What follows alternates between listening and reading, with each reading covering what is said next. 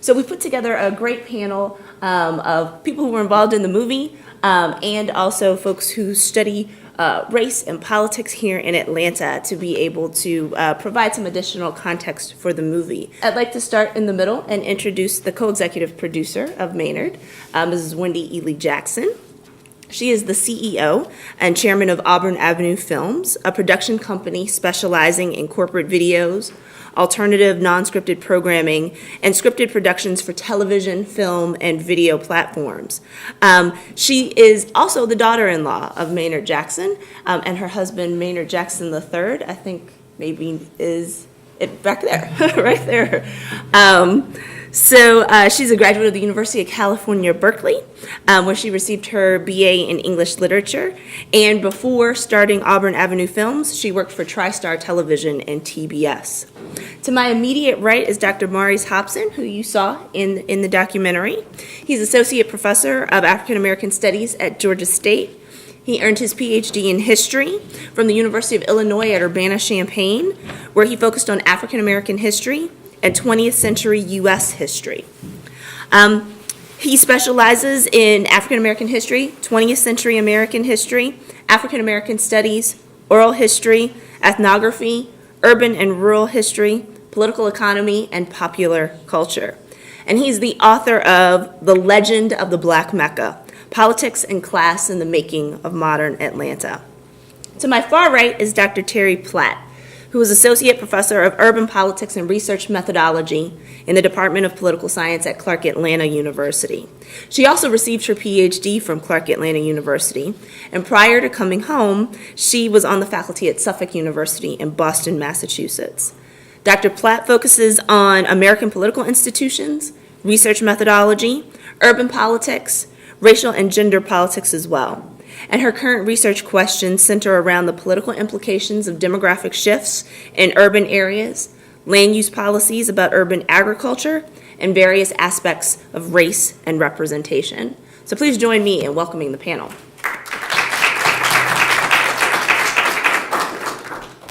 All right, so I want to start with Wendy. So what motivated you to produce the movie? This wasn't my brainchild. It was my execution, but it was not my brainchild. Actually, Maynard woke me up, and he had an idea about doing a documentary about his father. We discussed it, and there's a lot to be said about Maynard. You got to know who he was as a statesman. I won't call him a politician per se. I don't know if that has a good tone in today's climate, but he was a statesman. But we wanted you to get to know Maynard the man, to get to know who he was as a person, not just as a father, but as a brother, as a friend. And I think in the 70,000 plus hours that I've been doing Maynard, I think one of his biggest gifts was making everyone that he touched feel like they were the only person in the room. Mm-hmm. And I think Maynard III wanted everyone to see that. So that was the genesis of doing this documentary. Next for Maurice. So empowerment is a big theme in Jackson's life. What did Jackson learn about empowerment from his grandfather and his father? And how do you couple that with his experience coming of age in the 1960s? And particularly, how do you wed that to the emphasis on self-empowerment in Black communities in the late 1960s? Well, it's an interesting, this is an interesting question. Several years ago, when I was asked to be a part of the documentary, I brought Maynard III and Wendy to the archives here at Emory, and we were able to see a lot of different things. I mean, I understood Maynard in terms of archives and history. They knew the person, and we tried to marry the two conversations. But one of the things that we saw in the archives is that John Wesley Dobbs was always involved in terms of politics, and he talked about the book, the ballot, the vote, the book, the ballot, and the buck. But the thing about it is that you see that there are early conversations in the 19 teens and 20s to where John Wesley Dobbs is involved in this conversation around enfranchisement. What you also see is that Maynard Jackson Sr. was also a part of this, and he would meet with ministers in fields in different places secretly to kind of talk about these conversations on biracial coalitions in politics. And so what's particular about that is in understanding Maynard, and particularly with the assassination of Dr. King and then the subsequent assassination of Robert F. Kennedy, Maynard feels empowered that he must do something and carry the torch that his father and his grandfather, his father and his maternal grandfather had lit, and he was able to really kind of weaponize politics and policy in a particular kind of way to be more inclusive. And so, you know, coming of age in 1968, thinking about King and then extending the idea of civil rights in terms of economic opportunities.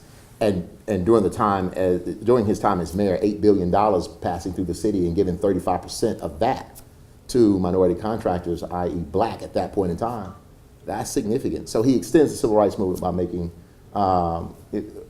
allowing for more inclusion in terms of economic policy. All right, let's talk about the 1973 mayoral campaign. What was the strategy? Who did he target? What was the message? And why was it so successful at that moment? So this is for any of you. Okay. So I think it's really interesting when we look at the 73 in terms of trying to find a way to tap into a previously untapped base of black electoral participation. Often we look at the election of the first black mayor as an indication of black empowerment. But I think what's really interesting is when we look at the conversation about racializing the election, much of that conversation and setting up that framing is done by Marcel, but we look at it providing an opportunity for blacks to build on that, and Maynard Jackson being able to capitalize on this elevation and on this rise and ascension into office. Go ahead. Well, and this is something that I term in my research called the Blackness South. I mean, with the Civil Rights Act of 1964, which buttresses the 14th Amendment and grants equal protection and due process under the law coming out of Birmingham, and then with the Voting Rights Act of 1965 coming out of Selma, which buttresses the 15th Amendment and grants universal suffrage, we see black folk that begin to vote in their own interest, and we see this groundswell of black politicians being elected. And as stated earlier, you know, politics and political empowerment don't always match. But one of the things that's particular about this is that because of the Sun Belt boom, the kind of move from the industrial age to this new technology information age, and with the groundswell of educated black folk moving to Atlanta for the Atlanta University Center and for other opportunities, along with a groundswell of people that were already here, and then, you know, with a white progressive voting demographic, you have a unique opportunity, because when Maynard decides to run, he does not kiss the ring of the black political kingmakers. I mean, so from 1968 with the senatorial race against the Talmadge oligarch, 1969 with the vice mayor, 1973, he finally decides to just kind of go to the black political kingmakers and say, here, this is what it is. But one of the things that he understood is the demography shift. And David Franklin was a political genius. I mean, there was a team of them, but they understood, you know, what was at play here. And it's my belief that the civil rights legislation that takes place coming out of Alabama really allows for Atlanta to kind of flex its muscles in terms of that. And so we see a different kind of demography that is able, a different kind of franchised voting mechanism that's able to kind of push in a particular way. No, I was going to say I agree in terms of looking at the demographic shift that's happening within the city of Atlanta in terms of an educated base, but also looking at ability to build on the local homegrown interests of the communities that are looking for an opportunity to express themselves and express their empowerment in a political way through the ballot. And I think that this creates a unique opportunity for Maynard Jackson to really use that as a platform. No, I have to say,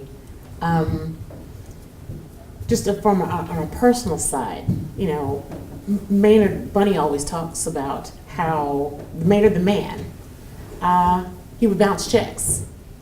He wasn't concerned with money. You quit your job, you have two girls, you have a baby, and but he always felt the need to serve other people. Yeah. And that is really what kind of separates him, is that it was always about the people, even in the 70s when he goes and lives in the projects. He doesn't want to look for things secondhand, information about what were the conditions of Atlanta. taking his children all over Atlanta, looking for the potholes, talking to the people. That scene where you see him going into the neighborhood, that was an everyday thing. There's a comment from Bill Clement. He talks about he hated going to dinner with him because you could never leave. He couldn't walk 2 steps. And even if people weren't pulling on him, he wanted to know the conditions of everyone he touched. So he had, when he would be in hotels, he would enter in the front door and he would leave out through the staff door because he wanted to talk to everyone and he truly cared.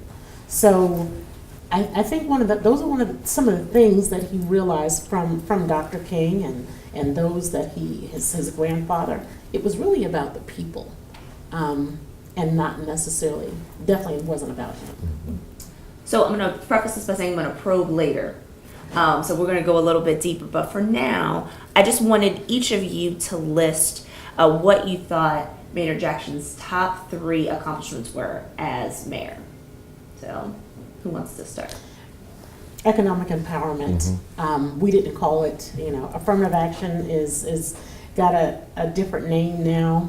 Same thing, mass under diversity and inclusion. He understood that economic empowerment for all meant that everyone needed to have a seat at the table. He was unabashedly for Black people.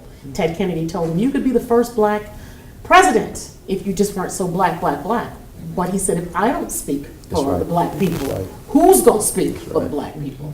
And he wasn't, he wasn't afraid. So I would say that. I would say creating a system, a template for other municipalities to be able to follow in how governance. Just for you all to know, Richard Hatchett was having the same problem with Tom Bradley. They were all elected the same. They were having the same problems, but his ability to find the solutions set him apart from everyone. And I will say this as an Atlanta public school graduate, K through 12, the city, he recognized the importance of public education and access. So back then we had what's called the M2M program, minority to majority program, because how can you expect groups of people to know how to deal with each other later on in life if they've never even sat next to each other to have a conversation? And he enforced that. He really enforced that. So Atlanta Public Schools and the city of Atlanta had a beautiful working relationship. And therefore, persons like, I met my husband in the 1st grade at Warren T. Jackson Elementary School. Our friends are our friends, and they're every color, every hue, and, in gender. So Jackson Jaguars. And so I think those are some of his, biggest contributions.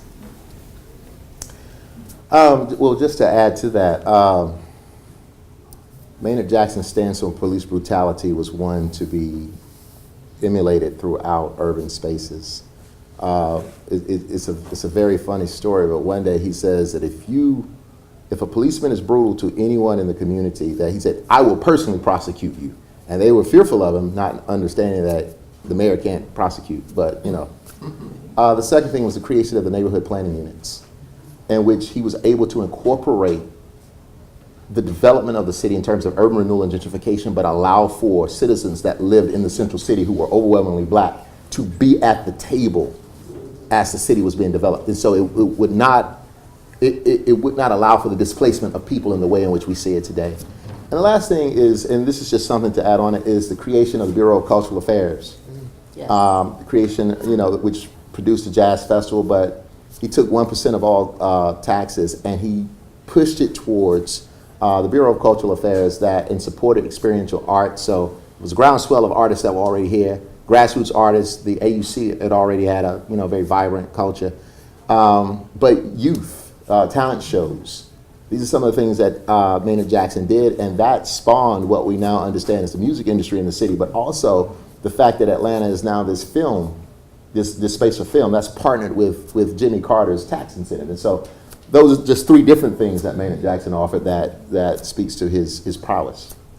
So I was just going to capitalize on, so you all named all the things I was going to say, but the Bureau of Cultural Affairs was one that I thought was, Definitely. it's huge, just in terms of looking at the extension of his legacy in a different way into a new generation, in terms of the role of music, the role of the film and media industry here in the city of Atlanta, and the way it's been able to pull young people into concerns of the community, but also political concerns, because when we listen to some of the music, there are political narratives contained within. The other thing I would say is this national model of Black political leadership that is unapologetically Black. That's right. But in a way that is inclusive of other voices, that looks for coalition building, that looks for the opportunity to build these alliances, that is not an isolationist approach, but is this empowerment approach that moves beyond just the ballot box and visible representation, but moves into more substantive representation through economic empowerment, through the inclusiveness of voice in the political process, and creating bureaucratic systems that support the existence of these voices and the maintenance of these voices at the community level, but also when we begin to look all the way into the business sectors. Let me say also, the first, what we now know is the Pride March. Yes. I mean, that was Maynard and That's Elton right. John. Yep. Really? Yes. And that's in the AUC archives. You can see all of the paperwork in the AUC archives. So he really understood inclusiveness. So let me talk. Can Sure, go ahead.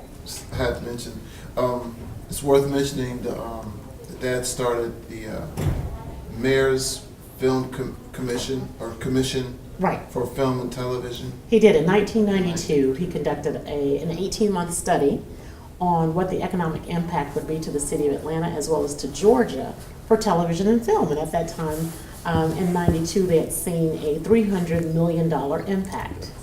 And he projected that by the year 2015, Georgia would be at least by the number 3. That's right, number 3. That's on YouTube. Look it up. You can see his whole press conference. People, Bryson's there. What he actually predicted, and in 2015, the exact year that he had That's predicted, right. in 1992, That's right. Georgia became number That's 3, right. and now we are number 1. That's right. So, that's awesome. So we won't be able to talk about all of these, but hopefully these will come up again in the Q&A. But I do want to talk about a few of these achievements. So Maynard Jackson's name is now, of course, memorialized on the world's busiest airport. So assess the achievement of the airport expansion, not just from a transportation point of view, but also from a minority business standpoint. I was going to say, one of the challenges for minority businesses is gaining access to capital and gaining the opportunity to participate in these large-scale developments. So I think that the ingenuity and the creativity to say that we're talking about minority subcontracting, to find ways to be inclusive in this economic opportunity, particularly around the airport, which hadn't been done in this way previously. So creating a new model for inclusiveness and economic development for a large-scale national project. And I think what you're doing, but in doing so, you're creating a new group of businesses, a new group of economically empowered individuals who can then go out to other cities and assist with the development and the expansion of their airports. So I think you're building a new class of developers, a new class of experienced individuals who are able to integrate into economic development across the board.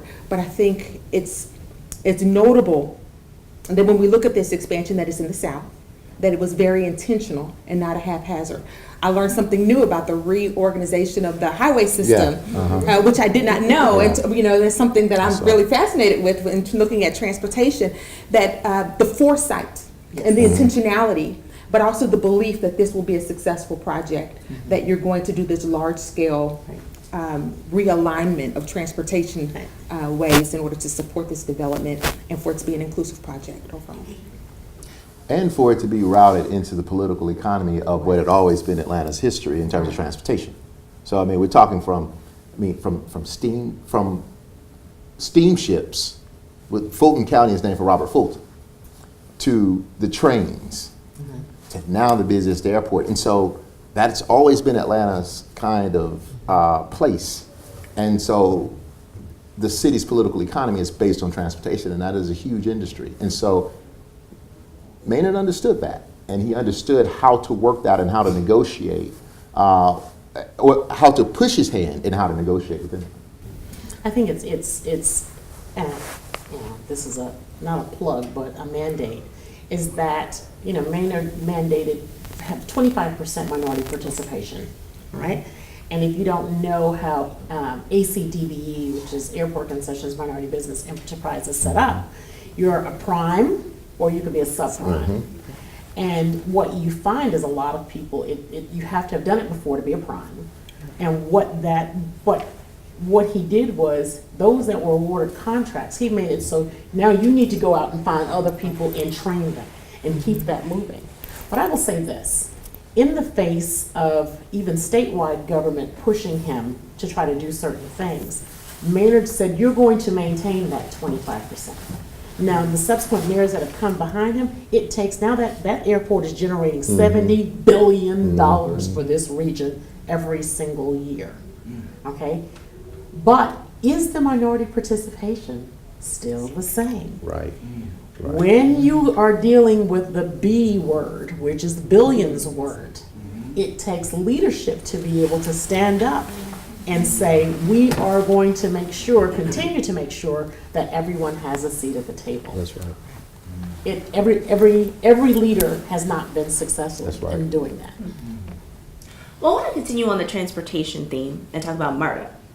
So we can't give Jackson credit necessarily for totally conceiving of the idea of MARTA, but he did birth it. And so what was MARTA's impact on downtown development, and did it live up to the vision? I was there. I was there as a kid. I was there. I remember when Hightower Station, which is now Hamilton Homes, opened, and the conversation, how excited we were. Because if you were a young teenager, to be able to go from the south side of town to the north side of town and be able to shop at Lenox Square, that was a very big thing. But also what that did is brought an influx of, you have the good and the bad. And so that vision, there started to be pushback against MARTA being able to be more than north, south, east, and west, which is now why we're all stuck in traffic. Several years ago when the ice storm took place, and my people in Chicago and Boston, places that I've lived, were like, you guys are crazy. You can't drive on ice. It was a half inch of ice, and I was like, yeah, that's an issue of race. It has nothing to do with ice. And the thing about this is, and this is the kind of credit that is difficult to kind of understand, is that the Maynard machine, as a political machine, manifested itself 45 years ago. Machines don't last 45 years. So what Maynard Jackson was able to do in the 1970s, it's time for things to be revamped. It has nothing to do with Maynard Jackson. He did what he was supposed to do, and it's time for someone else to kind of push it forward. And so the question that you asked is, has it lived up to what it was supposed to be? It's similar to like the development of the underground. Like the underground has been developed 3 times in the last 40 years, all believing that it's going to bring something special to downtown, and it hasn't manifested itself. But when it was done, it was like swank. And so the thing about it is, my answer would be, it's time for a revamping and understanding on what public transportation is going to mean to the infrastructure of the city of Atlanta. I was going to say, I think there needs to be we're at a time where there needs to be a more inclusive vision of what MARTA can be in terms of public transportation and providing access to employment opportunity, residential opportunity, but just commerce for the region and for the development within the area. Right. And so, I think that I agree that in birthing a vision, there's only so far you can take it when you're in a limited term position, but there's a need for a new vision, I think, for the public transportation. And I think the state, as well as the region, needs to take ownership of it and remove and extract some elements of race, which I think have stunted the growth of the transportation lines. But there's a lot of potential, I think, with these with MARTA. Yeah, but most major metropolitan areas that have subway systems, it's been embraced by the region. It's been embraced and supported by the state, not just by a city. And so I think removing or extracting some of these elements of race will lead to a more sustainable public transportation system. But again, it's time for a new vision for it.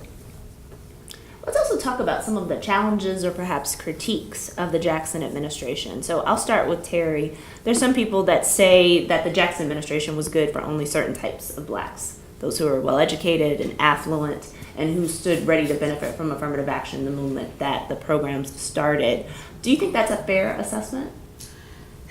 I can see how one could reach that conclusion, especially if you're assessing success in dollars and cents. But I think in terms of looking at who directly benefits from receiving contracts, you can see a direct connection to specific individuals, Herman Russell. But when you think about who do they employ, how do they help to build communities, build households, support schools through tax dollars and other types of empowerment that happen at the community level, I think you can see a deeper reach of his legacy to other communities that extends beyond just the elite. I think it's not to say that the elite did benefit, but I think it does his legacy a disservice to not recognize the deep reach of the support of people like Herman Russell and their ability to empower communities en masse. What she said. Maurice, did you? Well, the two things that Maynard Jackson is often critiqued over is firing on the sanitation workers. Now, in 1971, as vice mayor, he marches with them. In 1977, as mayor, he fires him. And this is a funny story. See, I was having a conversation outside on how, like, there are stories that may not be written that I know are true, but I can't write it because I can't necessarily support it with empirical evidence. But when he fired the sanitation workers, he fires them at 4:59, and he tells all the sanitation workers, now I need you to stay right here for 2 minutes. And then he walks in at 5:01 as Maynard, and he actually tells them, Jerry Worth of the AFSCME union actually was trying to use me as a part of the downplaying of the Southern domino effect. Like he was basically going to try to push me in a corner. And he was like, so that's the issue that I'm working with. So if you stay around, you get the jobs back. And that's what happened. The second thing is the Atlanta child murders, the handling of the Atlanta child murders. And that's a much bigger issue than anything that we know, because the public knows that it took place between 1979 and 1981. I actually have evidence that it took place between 1975 and 85. So it's not necessarily on Maynard's watch in that regard, but the critique of him was that it took him a year until June of 1980 to admit that there was a serial killer. And so one of the things that we see in that is every Tuesday, he would fly from Atlanta to Washington, D.C. to possibly meet with the President of the United States, who was Jimmy Carter at the time. And it doesn't show up on Jimmy Carter's manifesto, but it shows up in Maynard's papers. And so what I'm saying is that there's a lot more to that conversation. But I think that it's almost unfair sometimes to try to, to articulate that a documentary as such, created by the family and, brought in with historians, is supposed to understand all of the political might and then the personal might. I think that, it's unfair for those things. And so with that being said, it's my belief that Maynard Jackson transitioned early in his life because he gave so much. And so, I'm not saying that he's not without, fault or blemish. None of us are. What I'm saying is that he really did care for the people of the city, particularly black folk. How would you characterize the 96 Olympic Games as a part of Jackson's legacy? Would you call that an accomplishment or would you call that a challenge? I would call it an accomplishment for Maynard, but the real seeds of how Atlanta was Olympified, or what I call the Olympification of Atlanta, that has nothing to do with Maynard per se. That's the mayoral administration between Maynard Jackson's first 2 terms and in his 3rd term. And then there's some political posturing going. I don't know if you all know this story, but Michael Lomax had actually jumped out there and decided he was going to run for mayor. And he bows out at the 23rd hour. And basically, Maynard Jackson is kind of pushed to run because he understands the politics of what's going on. And what Andy Young and Maynard understand is that the good old boys were interested in really kind of taking all this money for themselves, and so they put Maynard in place to re-enlist that affirmative action policy. And so the thing about it is when Maynard Jackson, is actually able to, be a part of the presentation that is presented in Tokyo, that presents Dr. King's dream, on a very high level. He's kind of caught holding the bag in some ways. And the reason I say this is he makes the statement in the documentary and on tapes. I can show this to you, where he says, when the Olympics actually comes, no one wants to deal with him. They don't even allow for him to be the water boy, is basically what he says. He says, he basically said they blackballed him.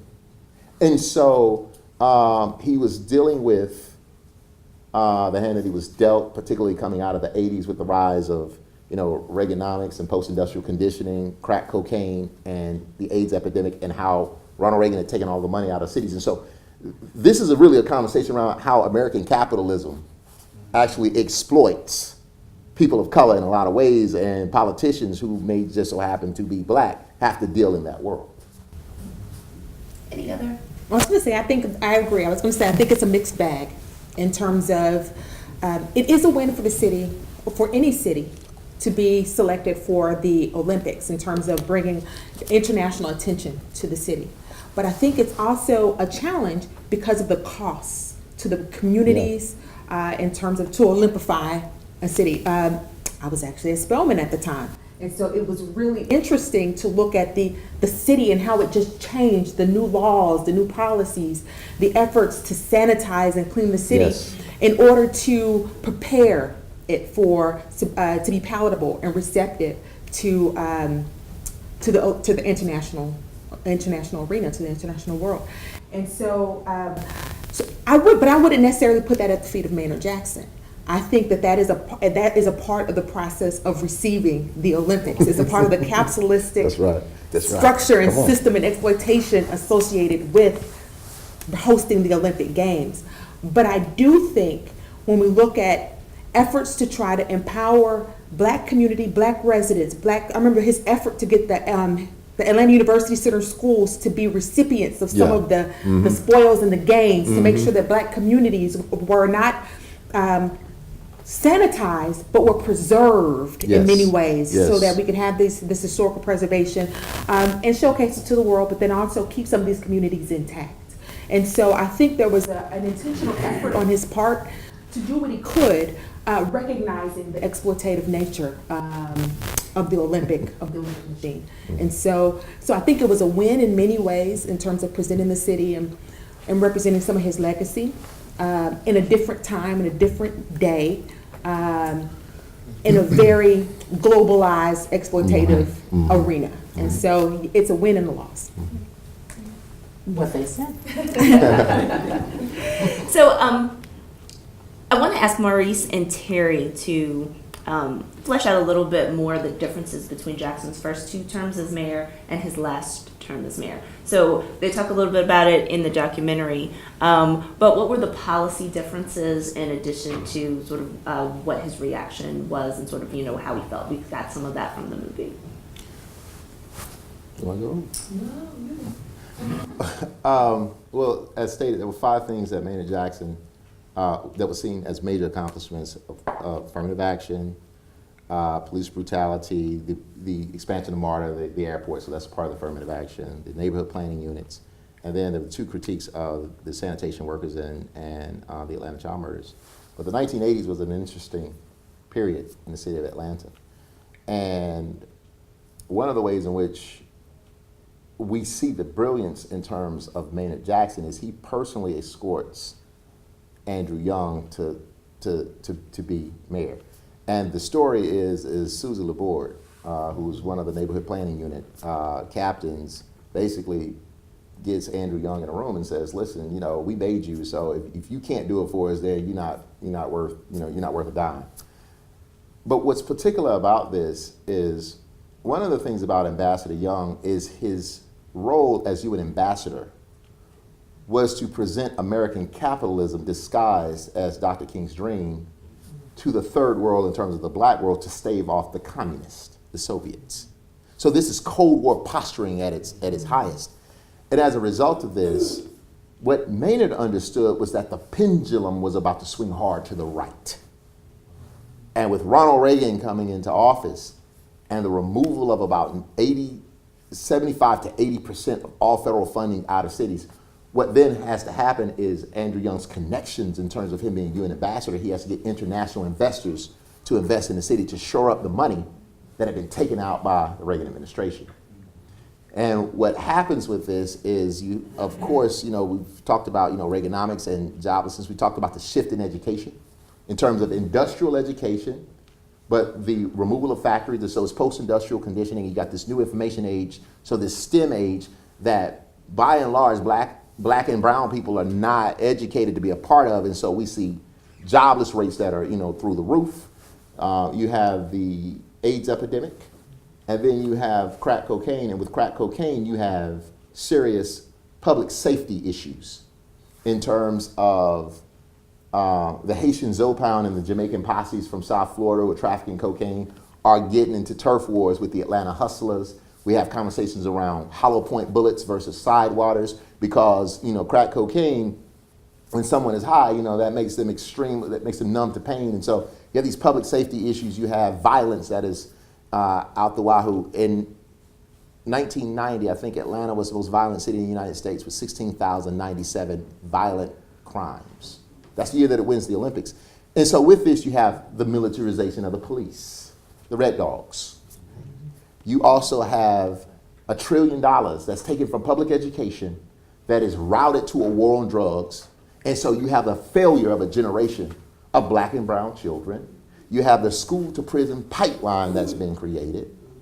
You have the prison industrial complex that's going on. And all of this is taking place, and Maynard Jackson has been married. Now he gets back into the game and he has to deal with all of this. And so I don't think he understood what he was walking into at that point in time. And then you have the franchising of the city for world consumption due to the Olympics. And so he had his work cut out for it. I'll leave it at that. So. Could I ask, now you pointed out a lot of things as you referred to him holding the bag and walking into this. So, what would you say, could you expand a little bit about him holding the bag as far as the missing and murdered children, being that he was going to D.C. and we all love Jimmy Carter, but Jimmy wasn't kicking out any federal help. And Ronald Reagan does, when he becomes president, he gives the money to Andrew Young. But the thing, so the holding the bag piece is, at the time, listen, I guess being a mayor is often like being a quarterback, and I don't want to use a sports analogy, but win, lose, or draw, like the blame is always on you. Tell Trump that. Oh, he's different. But the thing about it is, on one level, particularly to black poor people who expected America to do much more than America could actually do, the fact that they felt like it was taking too long to admit that there was a serial killer was a problem for them.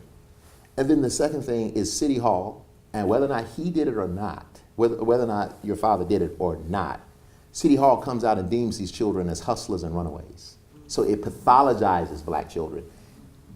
That in politics is a very esoteric game. I mean, the idea is to get elected based on everything that you see, and then you have to deal with the issues. And so that's the thing about it, is aesthetically, for those that were desperate and needed answers, they didn't come in the ways in which they wanted, and someone had to get blamed. And so that's what I mean by it, is that it was not of his doing, but history will remember it as him being at the helm when it happened. So. I want to shift to a discussion of Maynard Jackson as a national political figure. So at the end of his life, he was deeply involved in trying to push the Democratic Party towards opening up more leadership positions for blacks. So please assess the strategy and also consider it in light of Stacey Abrams' efforts in Georgia to make sure that blacks are represented at the upper echelons of Democratic Party leadership in the state. I think it's interesting that when we look at the South during that time, that it had pretty much been abandoned by the Democratic Party and left to the Republican Party to recruit and to employ their Southern strategies and a variety of different approaches to disenfranchise Black voters. And I think Maynard Jackson's efforts to reach into the party to say, if we have more Black leadership, if you can reach down and engage at the grassroots level, and then you can mobilize many of the collectives, and then you can begin to mobilize the voters in a larger, more collective and organized way. I think when I think back on Stacey Abrams' early efforts to mobilize voters, it started very, very grassroots. And I think what's interesting is she didn't abandon her identity as a Black woman, as someone who's also educated in some of the elite educational systems, but then also using her connections to people and to the community through issues to be able to mobilize the collective and the grassroots for her campaign and around these issues. And I see that's something when you think about Maynard Jackson, his connection to people and his desire to help people. It's more of an issue-based push at trying to get the Democratic Party to recognize that you can mobilize at the grassroots level by recognizing the commonality and the relationship between these issues, but it doesn't have to be wholly based on race, although we don't have to negate or ignore the relevance of race in many of these conversations, particularly in the South. It was interesting. I had a conversation with Elaine Alexander, who's featured in the film today. We spoke for a few hours because I was having a very emotional time with everything that's going on. And one of the things we talked about was Stacey and Maynard. And she says since when she met Maynard in the 60s, 68, she said Stacey is the only person. The only person that is following in that same threshold. Yeah. The only one, because she is for the people. Interesting enough, Stacey goes on record to say the person that gets me involved in politics is Maynard Jackson while she's at Spelman, where the part that you see the Atlanta student movement was going on, and she didn't agree with him. She talks about, she's young, she's at Spelman, and she doesn't know really what's going on politically of why the decisions are being made. And she has this conversation, very intense conversation at Spelman about what she felt like he was doing wrong. 1 week later, he calls the president of Spelman at the time, Thomas Cole, and says, I need you to find this person. And he invites her to City Hall, and what she says is, at that moment, I didn't know if he was trying to give me his power, but he didn't. He didn't give me his power. He gave me my own. And that, when you talk about one of his biggest gifts, that is what he did very well. So, I know the issue of being a servant leader. Yeah. Elaine Alexander told me today, she said, this woman is a servant leader with that same heart that Maynard had for all of the voices that are not heard. So her push to make sure that everyone is counted is the exact same thing that Maynard would be doing if he were alive today. I just want to add to this really quickly. Last year we had a very vicious mayoral race. And all of the candidates were all saying, oh, and as Maynard Jackson would say, and I would get on social media and just go off. And so one day, Maynard and Wendy were like, they were just kind of looking at something. And I said, Maynard Jackson, I'm not talking about Maynard Jackson. I said, how dare these candidates even utter his name? Stacey Abrams, though. Stacey Abrams, she can go further than what he was able to do. And I mean, and he had range. She has it. She is the only one that I've studied Maynard backwards and forwards. She is the only one that can utter his name and actually articulate it in a particular kind of way to even be greater than what he did. Right. Very true. That's what I was going to say. I see her agenda. I compared her agenda to his agenda items, and she is a contemporary extension of many of his policies and many of his policy perspectives in terms of evolving them into a current and contemporary time period, but being very inclusive in that effort, recognizing this political moment, not the political moment of then, but recognizing it for now. And so I think I was just looking at all the different elected officials that have had some connection, direct connection or secondary connection to Maynard Jackson. And I was thinking that it would be, I could see it being a natural reach for him to extend his hand to her and say, I support your efforts and your agenda. Another one of Maynard's gifts is Maynard could see beyond a time that we right. need to see. Beyond the curve. Yeah. My husband and I are working on a new documentary called The Election of Stacey Abrams. We have traveled all over watching her engage and talk to the people. Sometimes the crowd is maybe 50 or 60 people. Sometimes it's 1,000 persons. But she touches the people. She's talking to the people, and not necessarily in a vote for me. It is, this is what we need. You don't have a hospital in this county. Who knew? We have hospitals in counties in Georgia that don't even have hospitals.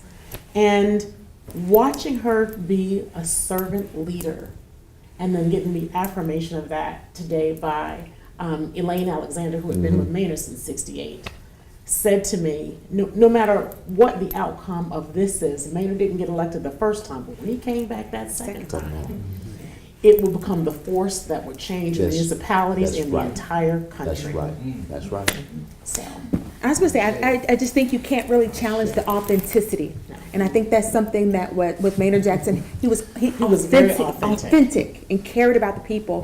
And you can see that in Stacey Abrams in terms of her authentic care of the people of Georgia. And I think that it kind of removes some of the racial divisiveness from her message to be able to connect with people across class, across county, but more based on concern. And so when I think about the linkages and the connections between the two, I think it's natural. So this is for Teri. So Atlanta is now currently on its 6th consecutive Black mayor.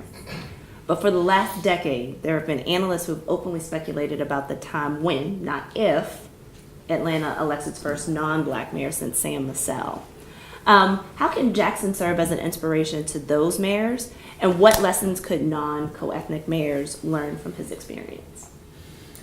So I am one of those who've also speculated, just based on the demographic shifts that are occurring within Atlanta in terms of where the Black middle class is moving and who's moving into the center city. We're starting to see some greater ethnic diversity within the city, particularly among Asian Americans who are moving into Midtown area and moving into the city of Atlanta. But if I were to speak to the mayor, a potential mayor, is to recognize the authentic voices and cultures of these individuals and of these communities, and try to be a coalition builder and alliance builder, and focus on empowering. And I think when you look at the message from Maynard Jackson, again, he didn't shy away from the issue of race, but that wasn't his central issue. It wasn't race. It was more economic empowerment, political empowerment for collectives and for communities. And I think that if we can get a mayor who recognizes that, then I think Atlanta can be empowered collectively. Without that, if we don't have that, I could see some rollbacks on some of the progress that we've enjoyed and experienced over the past few decades, and it might be difficult or an extended period before we see an upward tick in those efforts. But in order to maintain and elevate advancement, particularly when we begin to see the increased efforts to diversify, it's going to happen just based on the demographic data. But it's how can it be, is it possible to have a win-win? Now, I'm not one to always believe in compromise, but I do believe that we can fight for our collective efforts in ways that provide opportunities for agenda items to be elevated and addressed in ways that people don't feel wholly disadvantaged.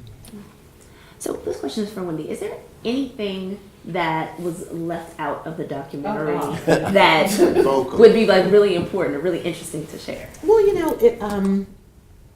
in doing the documentary, looking at what this narrative would be, part of some of the feedback that we got nationally, and definitely we got beat up at home, was, well, man, it wasn't just for Black people. He was a huge advocate of women, huge advocate for women. So you're just looking at 90 minutes. There's another 44 hours left on the floor. Okay. There's an educational curriculum Yeah, we're working on it. Let's do it. that you know we're working on. But we donated the footage to the Atlanta History Center. It's the only documentation where you have all of the 5 mayors. Now we have a mayor named Keisha, where you can go into depth. But I think one thing that you don't learn, you learned at the very end that Maynard had a sextuplet bypass surgery, and the hint we give you is that he did know that he had a heart attack while he was mayor, and nobody knew it, and he was in the hospital, and they kept it from everyone. So he understood at that time, by having a sextuplet bypass surgery, I can't have another heart attack, because if I do, that is the end. And one of the things I thought about him, he became very introspective, family-wise. Heard Dan talk about his relationship with his son. Maynard, if you, I guess I would have to release that link, but his last speech, 2 days before he died, he spoke to a group called NASP, which is the National Association for Security Professionals, which is the largest Wall Street, nonprofit organization. And one of the things he talks about, he calls this a scared Negro disease. He said, no matter what you do, be it government or private practice, you're in a position of power to uplift, not to self-lift. You are a conduit for the greater good of all people. That was left out. I mean, this documentary could have easily been a docuseries. Yeah. Our director, we agreed that he likes feature films, so that we did this as a feature film. But you are able to go to the Atlanta History Center if you want to put your headphones on and listen. There's a lot there. Vernon Jordan, you learn a lot about. Here's another thing you don't know. They were competitive. Yeah, very. Before Maynard ran for mayor, Vernon was thinking about running for mayor too. So there's competition there. But you get to know him in a more 360. And make sure you read his book if you haven't read his book, because it's very, very insightful. I would say your book, as well as Gary Pomerant's book, which is Where Peachtree Meets Sweet Auburn, really dives down into the meat of modern Atlanta and where we are. And Gary Pomerant's gives you from the Civil War what leads up to that point. So. She can't think about this right now, but there's literally another documentary that he's pushing me to do. No, it's gonna get done. I can't push it on her right now because you gotta, let things breathe or whatnot. But there's these interviews between my father and Gary Pomerantz that span about 2 years. That we wouldn't have known about had it not been for him. And they're here at Emory. I want to say something really quickly though. The way in which I ended up getting close to Wendy and Maynard was through Bunny, Maynard's mother, Wendy's mother-in-law. And I'd gone to do interviews with her once about being First Lady because it was difficult to get people to talk to me because I'm not from Atlanta. But I am Southern, so I know how to talk to people. And we begin to talk, and at the end of the interviews, I begin to tell her these stories about Maynard Jackson. And she says, "Boy, how you know all these stories about Maynard Jackson?" And I said, "Well, there are all these interviews at Emory." And so I was like, "Well, I got copies of them. You can have them." And so she gets them, and I said, "Well, you need to listen to them by yourselves and then give them to your children." But I remember the day I brought you all over here to the archives. And we were sitting in the archives, and one of the things about being a historian is when you get into the archive, I'm a bloodhound. When you get into the archives, you start sniffing out things. When you have that aha moment, it's like, oh, wow. And we started having those aha moments. And I realized at that point in time, I am doing the right thing. In saying that, I mean, to figure out why Maynard Jackson's name was Maynard Holbrook Jackson and Leland Holbrook, or finding out conversations around how John Wesley Dobbs takes assets from, it's like, wow. And we're sitting in there putting all this knowledge together. And I told them, I said, you all do know that this is the tip of the iceberg. So archives is something that I'll always push in terms of this work. Yes, thank you, Emory, please. I have to say this. the Jackson lineage, the Dobbs lineage starting with John Wesley is dynamic. But the Jackson lineage It's huge. is huge because what I didn't know, and you acted like you didn't know, You talking about Andrew? Andrew, No, I didn't know. Andrew and Charlotte Jackson were the founders of Wheat Street Baptist Church, which predates John Wesley Dobbs by 60 years in the Fourth Ward. And leaves and goes to New Orleans, and the family's able to come back and still resume their like it's a. And I've been telling them like, yeah, you know, man, his grandma like founded this church, and they were like, can you prove it? And I was like, yeah, it's right there. It's in right the there. Archives. So Wow. Horse and buggy times. So it's great. Well, we appreciate the plug for the Rose Library. So one final question before I open it up to the audience. If Maynard Jackson were alive today, what kind of advice do you think he would give to Stacey Abrams and Andrew Gillum this week? I think he would say, stay the course, don't concede, wait for the recount, because every vote matters. Every person who got up to vote is motivated by an issue. And that issue is, and if they voted for you, that's the issue you're championing on their behalf. So Like voting rights, I'm sorry. voting rights. Stay committed to the fight to do good for the people. And I think that'd be something to tell. I wanted to say two things. I called Bunny to find out just her opinion, and I called Daniel Halpern, and I called Elaine Alexander. When Maynard died and was going to D.C. that day, he was going to raise funds for the American Voters League. And the mission, which Maynard III has reactivated, is for voter turnout. Yes. Not registration, but turnout is key. So I concur with what she said. He would say, don't give up. Someone has to be the voice. If you don't push the agenda, if you don't make them see, they will continue to turn a blind eye. So Bunny would say, you know, nobody can give up. Right. Nobody can give up. I agree with their sentiments exactly. Could have been said better. Please join me in thanking the panel for a wonderful